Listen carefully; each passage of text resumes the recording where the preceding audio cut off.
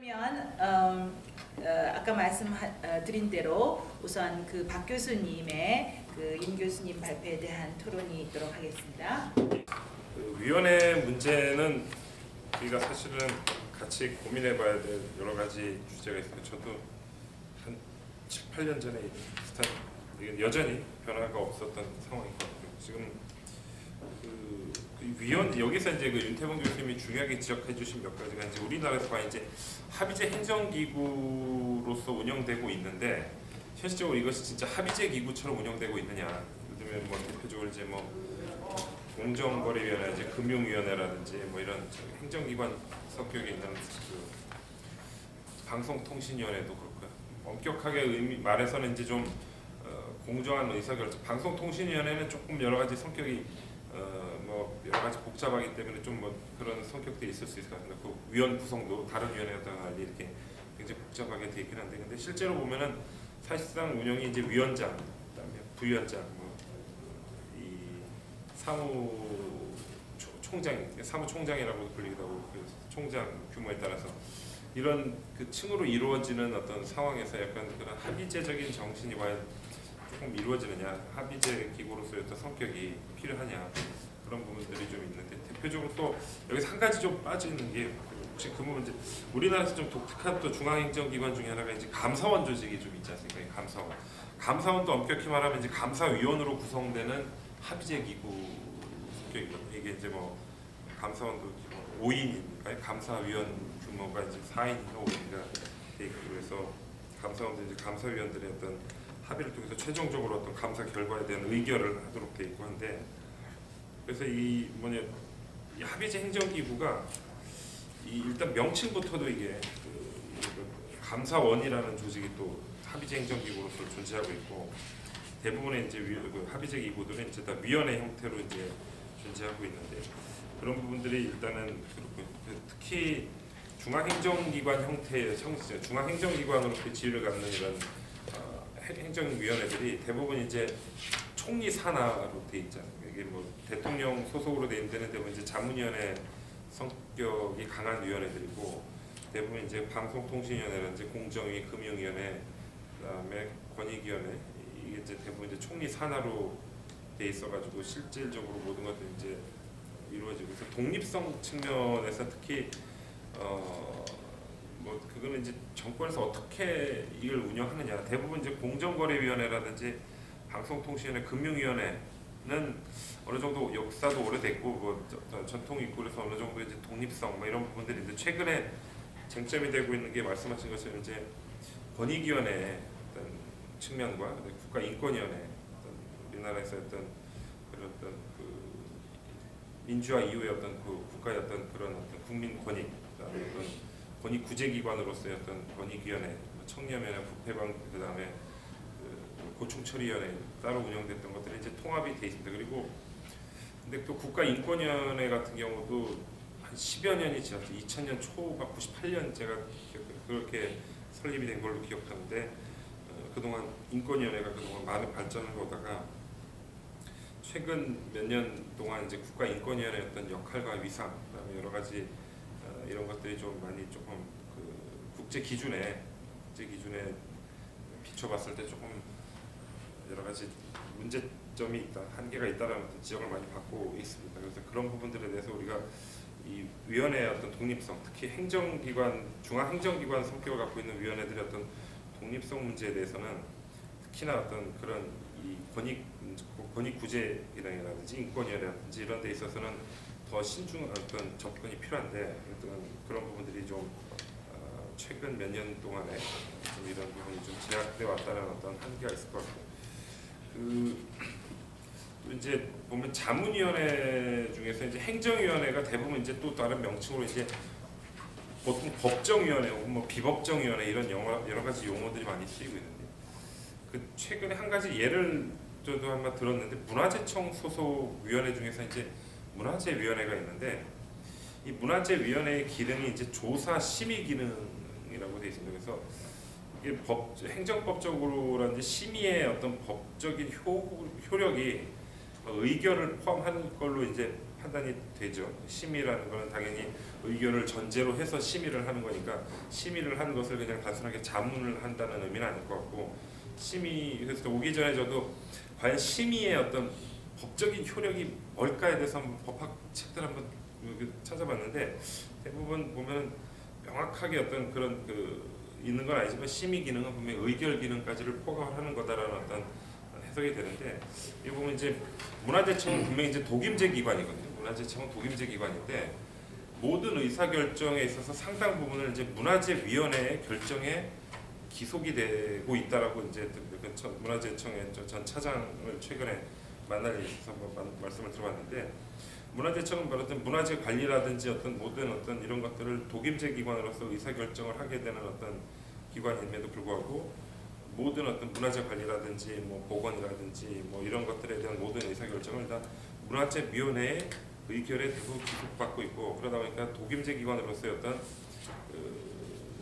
문화재청 입장에서는 독임제 기관으로서의 자기들이 제대로 어떤 의사결정을 중추적으로 역할을 하고 있느냐 그래서 지금 문화재위원회와 문화재청 간의 어떤 역할 관계를 어떻게 규정할 것이냐에 대해서 굉장히 고민을 많이 한다 그런 얘기를 또 하시더라고요. 그리고 문화재위원회가 파워가 있는 위원회인 줄 알았는데 그 정도까지 문화재청의 모든 청장조차도 어떤 의사결정을 하기가 어렵다고 문화재위원회 모든 결정이 대부분 기속되고 있어서 그런 말씀을 하시는 기억이 나가지고 그런 부분들이 좀 독임제 기관과 이런 예외적인 사례겠지만 대부분은 이제 윤태봉 교수님 말씀해 주신 것처럼 각 독임제 기관에 소속된 중앙행정기관에 소속된 어떤 그 위원회들 같은 경우에는 대부분 이제 어떤 약간 유명무실하게 운영되거나 좀 이렇게 윤태봉 교수님 개인적인 경험에 비춰서 이제 한 10가지 사례들을 말씀하신 내용을 보면은 실제로 자문위원회 내지 심의위원회조차도 좀 형식적으로 진행되는 경우가 많았다라는 경우를 말씀하시는데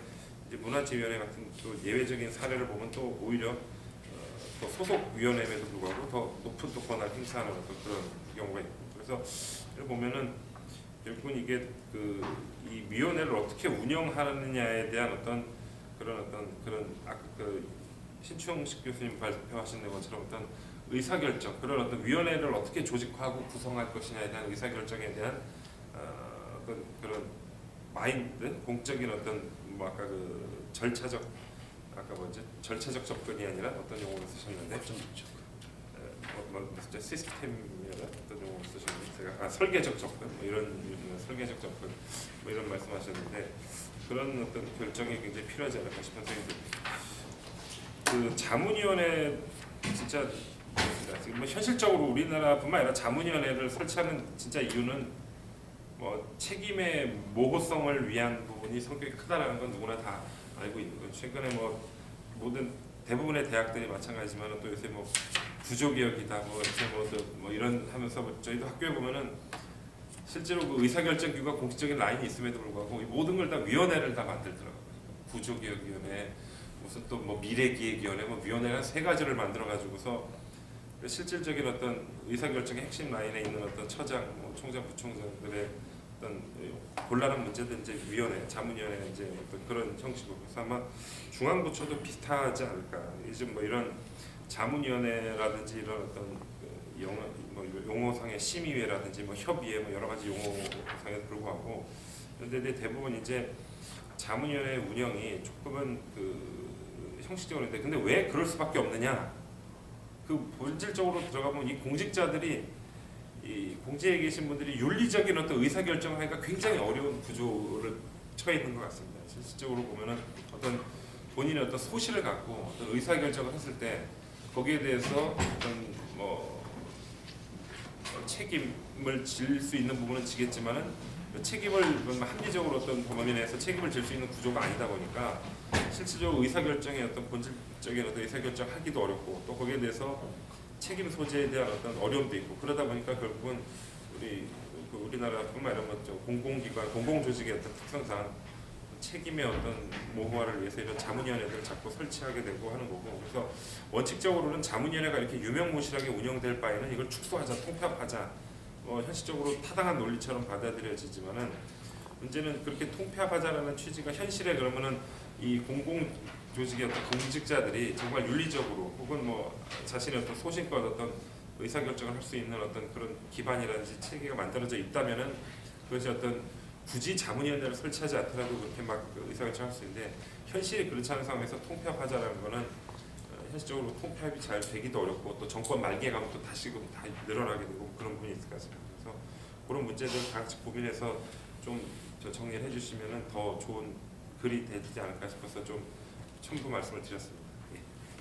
신축식 교수님이 발표한 이 내용은 사실 이해하기가 쉽지 않은 그런 내용인 건 틀림없어요. 그리고 우리가 사실 그 행정윤리를 우리가 학술적으로 행정학회에서 학술적으로 연구하는 것도 사실 그다지 많지 않고 되게 많은 경우 이제 철학적인 차원에서 규범적인 어떤 행정윤리를 도출하는 그런 논의가 많이 있었는데 여기 그 쿠포 교수는 사실 그 행정윤리를 하나의 그 실천적인 그런 차원에서 논의한다는 그런 의미에서 이제 현직에서 이제 그 공직을 수행하는 그런 사람들에게 어떤 윤리적 딜레마에 부딪혔을 때 어떻게 의사결정하는 것이 좀 바람직하겠는가라고 하는 나름대로의 모형을 제시해 준다는 의미에서 상당히 의미가 있다고 봐요. 의미가 있다고 보는데 그 사실 그 쿠포 교수의 그 논의를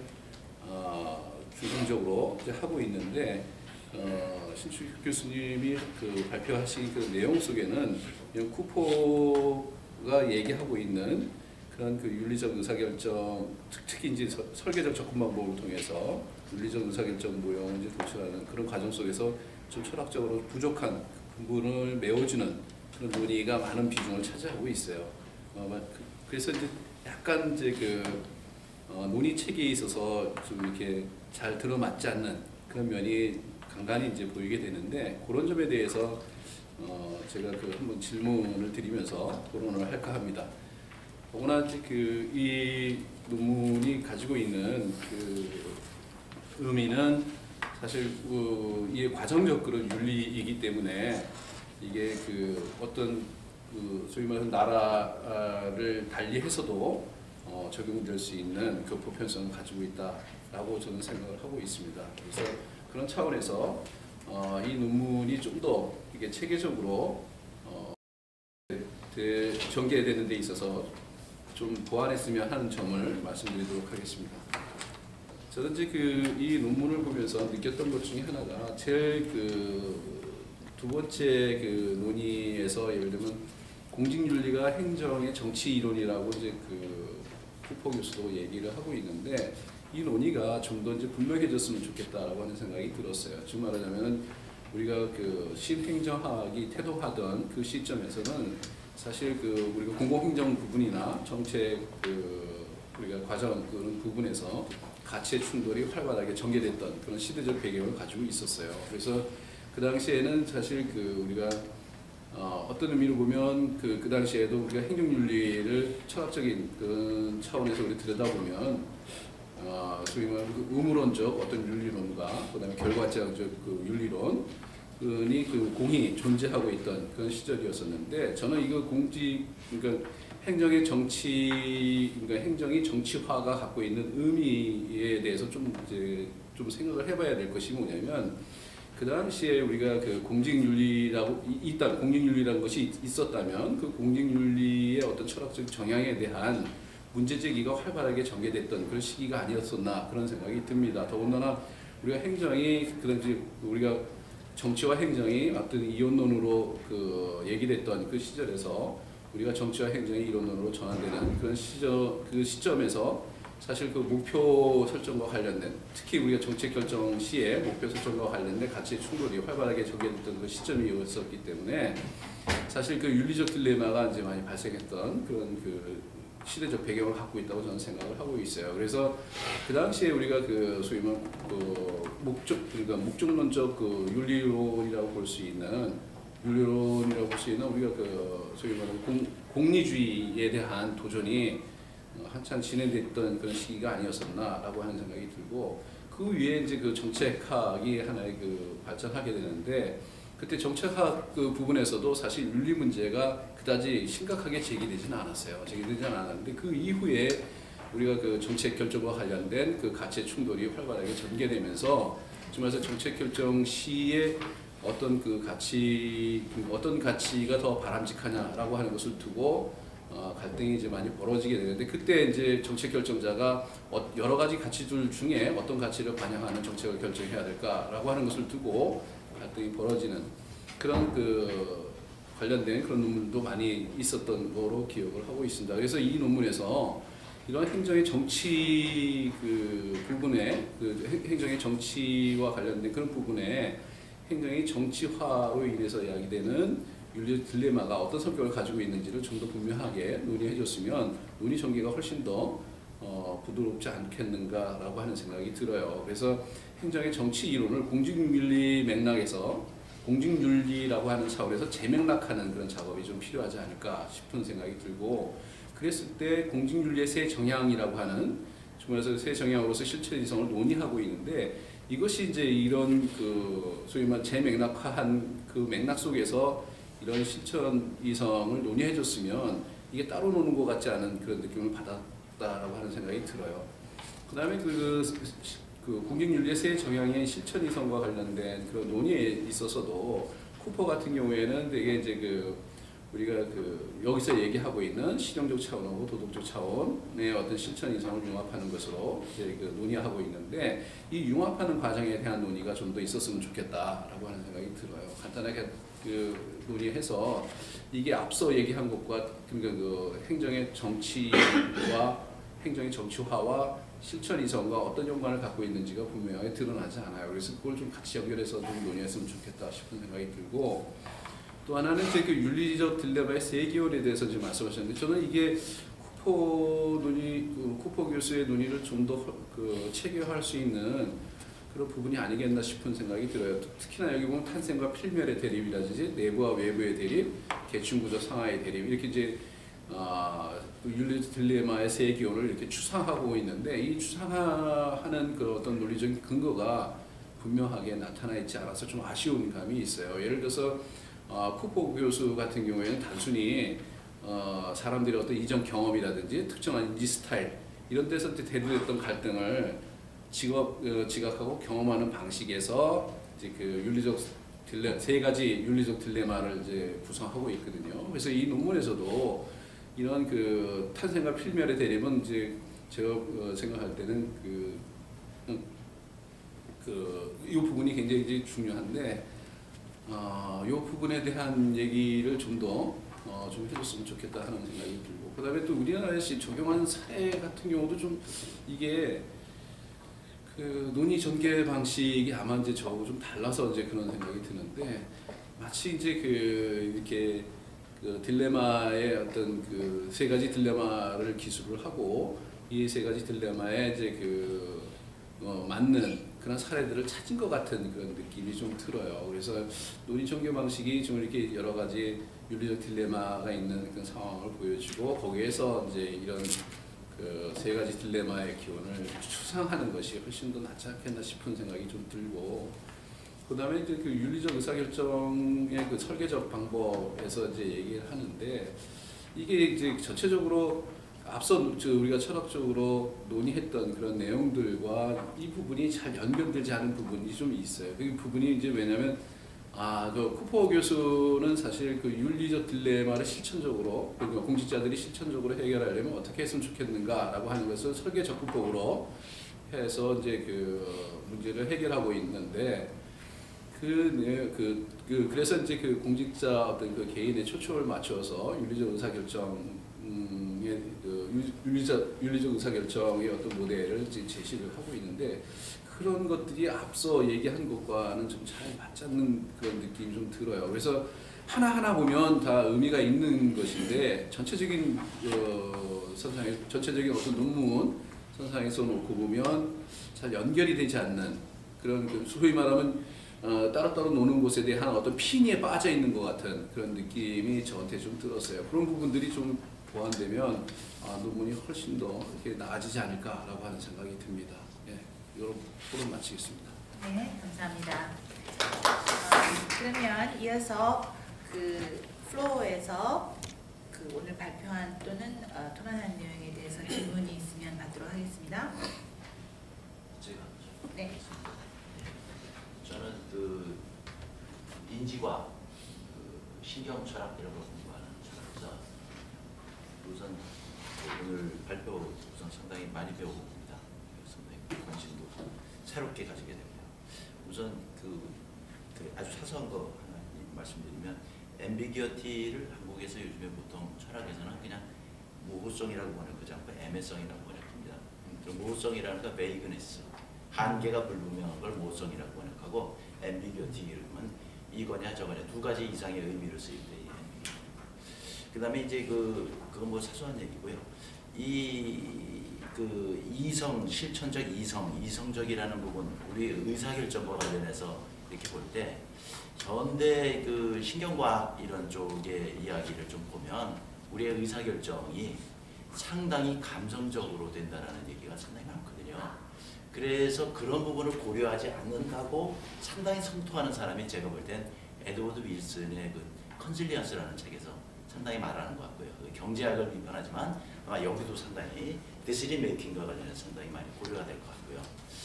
그런 면에서 이제는 현대적인 이런 새롭게 발전되는 얘기도 좀 이렇게 끌어들일 수 있는 방법으로 없을까 이제 저는 그냥 던지기만 하겠습니다. 그래서 감성적인 부분도 상당히 고려할 부분이 있는 것 같고요. 그 다음에 이제 여기서 그 교수님께서 이제 결론 부분에서 상당히 강화한 후보 얘기를 저는 잘 모르는 분이지만 약간 이런 사람들의 얘기를 끌어들여서 뭔가 윤리적 역량을 어떻게 신장할 것인가 이런 얘기를 이제 주제로 삼으셨는데 제가 이제 최근에 이제 창의적 사고가 어떻게 나오는가 이런 것을 관련해서 제가 쓴 논문은 이제 상당히 에드워드 윌슨의 얘기하고 상당히 일치하는 얘기를 저는 주장을 했었는데요. 사실상 이 역량이라는 게 우리가 공부한 배경에 얹혀서 신경망에 의해서 계산 처리가 돼서 판단이 된다고 생각해 본다면 그 배경 이론을 많이 가지고 있어야 그 배경 이론을 얹어서 어떤 행동이 나오게 되니까 사실상 다양한 분야에 대한 다양한 그 지식 이런 것들이 상당히 쌓이는 게 중요하고 그 다음에 또 하나는 새롭게 뭔가 새로운 생각으로 그 신장 뭔가 새로운 생각으로 뭔가 도약을 하거나 점핑을 하거나 그러기 위해서는 뭔가 이제 철학적 반성 자기가 갖고 있는 기초 개념에 대해서 한번 물어보는 소위 이제 옛날에 소크라테스가 물었던 것처럼 정의로운 사회를 위해서 내가 일할 사람이니까 나한테 표를 주세요. 그럴 때 정의로움이 뭔데요? 알고는 있습니까? 이런 질문을 던지는 것처럼 철학적 질문을 던지는 이게 어떻게 보면 공직윤리에서 상당히 중요한 게 공직자뿐만 아니라 어떻게 보면 대한민국에 상당히 결여되어 있는 게 철학적 결여죠. 그래서 철학적인 이런 그 교육 이런 것들이 상당히 윤리 이런 데에서도 상당히 그 공직윤리의 능력, 역량 이런 것들을 신장시키기 위해서 상당히 필요한 부분은 아닌가 이런 생각을 먼저 해봤습니다. 네, 그러면 답변은 나중에 또 기회를 드리기로 하고 또 플로에서 질문 주세요. 제가 오늘 아침에 5시에 일어나서 이렇게 나와서 7시에 도착해서 카이스트 교수님이 새로운 그 세계, 열리는 세계에 대한 그 강의를 좀 듣고 포럼을 마치고 좀 이렇게 참석을 했습니다. 중간에 죄송합니다. 제가 앞으로 나가는 그러한 세계는 실질적으로 준비된 세상이 아니고 상당히 불확실하다는 얘기를 많이 하고 있습니다. 지금 저희들이 상상하지 못하는 일들이 이 공학 쪽에서는 이미 벌어지고 있고 변화하고 있습니다. 그리고 창조성이라고 하는 외침도 그 안에는 단순한 어떤 그런 그 물질적 만능에서 벗어나서 이 철학적인 함의를 많이 이제 갖고 가야 되는데 전자에서 플로에서도 말씀하셨지만은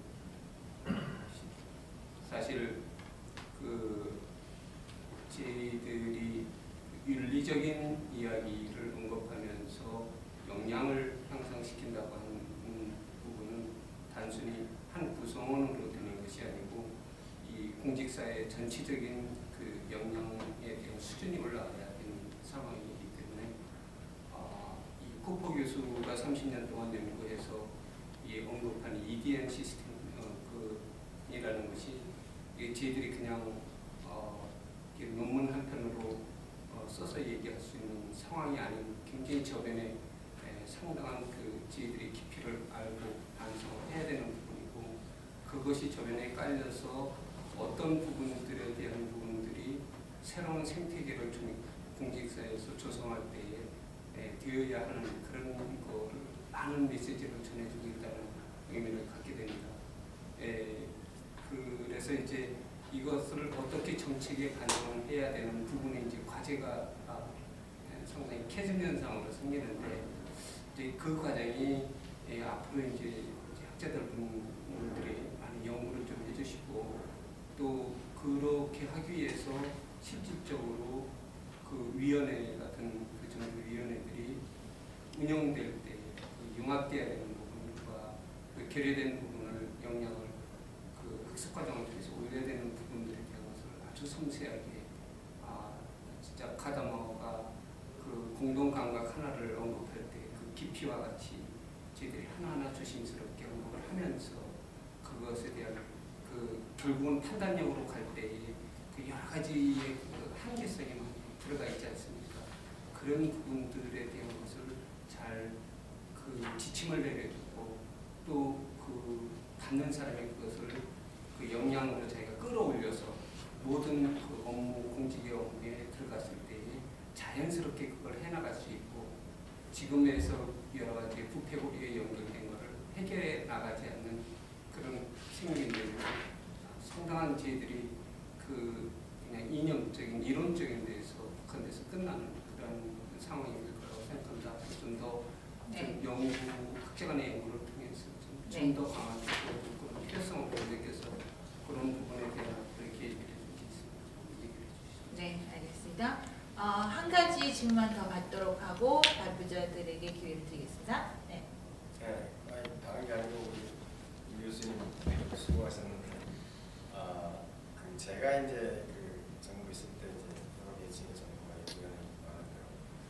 그러면서 직접 해본 적 있어요. 정보평가위원회 만들고 근데 그때 이제 제가 조사를 시켜서 과정들이어서 했던 내용 중에 하나가, 아까 말씀하신 대로 그냥 이렇게 행정위원회하고 자문위원회만 있는 게 아니고, 아시는 대로 거기에는 기준이 뭐냐에 따라서 그렇게도 나오지만, 이제 심의, 아까 토론대 교수가 얘기한 것처럼 심의기관이냐, 순수 자문기관이냐, 심의의결기관이냐, 이런 게 다르다는 거죠. 그리고 법정기관이냐, 자문은 보통 법정기관이냐, 장관의 직원을 만드는 게 아까 말한 틀만 하나 있기 때문에 거기 가서 맞춘 거예요. 그래서 그냥 위원 위촉해놓고 이제 이걸 하는 거고요. 그렇게 구분을 명확하게 어떤 기준, 법에 나와 있는 조직법이든 그 기준에 따라서 한번 분류를 하셔서, 그런 연구가 사실 별로 없을 때도 상당히 많은 노력을 했는데, 그런 걸 하시면 좋을 것 같아요. 그게 우리 교수들도 그렇고 또 정부에 일하는 공무원들도 그렇고 그거를 모르는 사람이 많습니다. 그래서 뭐에 따라서 분류를 어떻게 되는데, 그거는 또 법에 규정이 돼 있는 게 있고 규정이 안 돼 있는 게 있고, 그러니까 대부분 그렇게 하는 거고요. 이제 그거는 좀 그렇게 해보시면 좋을 것 같고, 한 가지는 위원회에 아까 좋은 문제 제기를 하시면서도 역시 답도 주셨는데, 그 위원회 참석하는 사람들의 자질의 문제입니다. 신 교수가 얘기하는 윤리 문제도 되는 얘기인데, 많은 교수들이 전문가라고 나가는데 사실 전문가가 아니면서도 위촉받을 때는 전문가적으로 가서 활동을 해요. 마치 NGO들처럼. 이게 이제 외국하고 아주 틀린 점입니다. 제가 그걸 자체평가위원회 만들어 놓고 일부러 많은 교수들이 그 전에 없었던 걸 기회를 상당히 많이 갖도록 해서 모든 사람이 참석할 수 있는데, 아까 말한 대로 하지 않아야 될 일은 안 하면 그 사람들이 절대 그런 거 안 하잖아요. 그러다 보니까 가서 그냥 하라는 대로 하는, 그래서 사무관이 교수를 움직여야 되고 일을 하게 되는, 그래서 그냥 정당한 어떤 당위성을 제공하는 근거나 제시해주는 이런 문제가 생겨버리기 때문에 그게 하나의 관습화되어 있지 않나. 그래서 그걸 진짜로 실증적으로 한번 해보셔가지고 우리 교수들 스스로도 그런 시간이 있으면 연구라도 더 하지, 그렇게 가지고 가서 대단한 경험인 것처럼 그렇게 그냥 함으로 인해서 국가 전체가 이게 어렵게 만듭니다. 그런 생각을 해요.